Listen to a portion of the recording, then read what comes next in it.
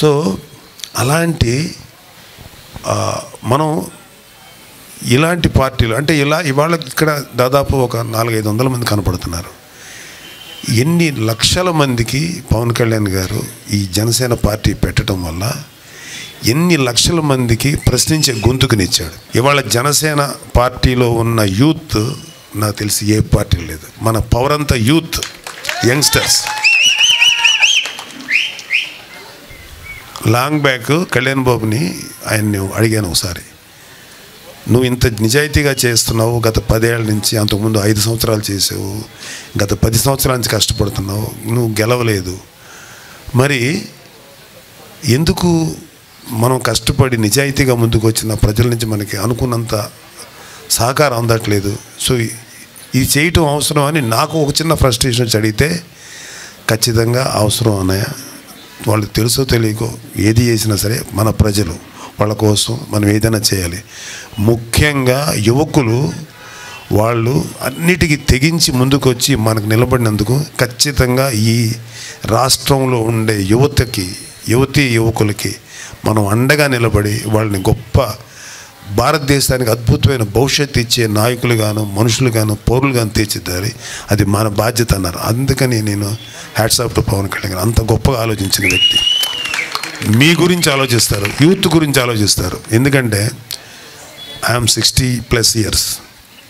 మాకు ఈ ప్రపంచంలో చూడటానికి పెద్ద గొప్ప థ్రిల్స్ ఏమి మిగల్లా, గొప్ప విషయాలు ఏమి మిగలి. మేము చాలా చూసాం. మంచి ప్రభుత్వాలు చూసాం, పరమ దుర్మార్గమైన ప్రభుత్వం చూసాం. కాకపోతే అతి దారుణమైన ప్రభుత్వం ఒక వైసీపీని మాత్రమే చూస్తున్నాం. కానీ మీరు ఇలాంటి లైఫ్ని మేము చూసిన తర్వాత మాకు అయిపోయింది. అవర్ జనరేషన్, మా జనరేషన్కి సంబంధించినటువంటి లైఫ్ అయిపోయింది. బట్ ఇవాళ అక్కడ ఉన్న ఒక కుర్రోడు ఉన్నాడు, లేకపోతే ఒక అమ్మాయి ఉంది, వాళ్ళ భవిష్యత్తు ఏంటి? ఇక్కడ ఉన్న కొంతమంది యొక్క మీ పిల్లల భవిష్యత్తు ఏంటి? ఇలాంటి నీచమైనటువంటి ప్రభుత్వ సామాజిక పరిస్థితుల్ని, ఆర్థిక పరిస్థితుల్ని మన బిడ్డలకి ఇవ్వాలా? ఇదా మన బాధ్యత? మనకు బాధ్యత లేదా? మన వరకు హ్యాపీగా ఉండి ఏదో ఉన్నంత వరకు కష్టపడితే ఏదో సుఖపడితే సరిపోద్దా? మా బాధ నెక్స్ట్ జనరేషన్స్కి, మీ పిల్లల కోసం, మీకోసం, అంటే ఇక్కడ ఉన్న యూత్ కోసం. ఒక్కొక్కడు ఓడిపోయే కొద్దీ నిరాశపడిపోతుంటాడు, ఇతను ఓడిపోయే కొద్దీ బలపడుతుంటాడు. ఇది పవన్ కళ్యాణ్ గారి కెపాసిటీ. అంటే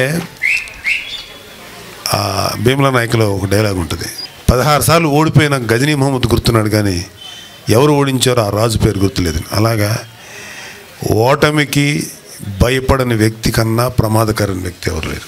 మేము రాబోయే 25 సంవత్సరాలు పవన్ కళ్యాణ్ గారు ఫైట్ చేస్తూనే ఉంటారు. మేము అధికారం రాలేదు కాబట్టి గమ్ముగా ఉండాల్సిన అవసరం లేదు, ఇలా పోరాడుతూనే ఉంటాం. ఖచ్చితంగా ఆర్మ్ ట్విస్ట్ చేసి మంచి ప్రభుత్వాన్ని ఏర్పరుస్తాం.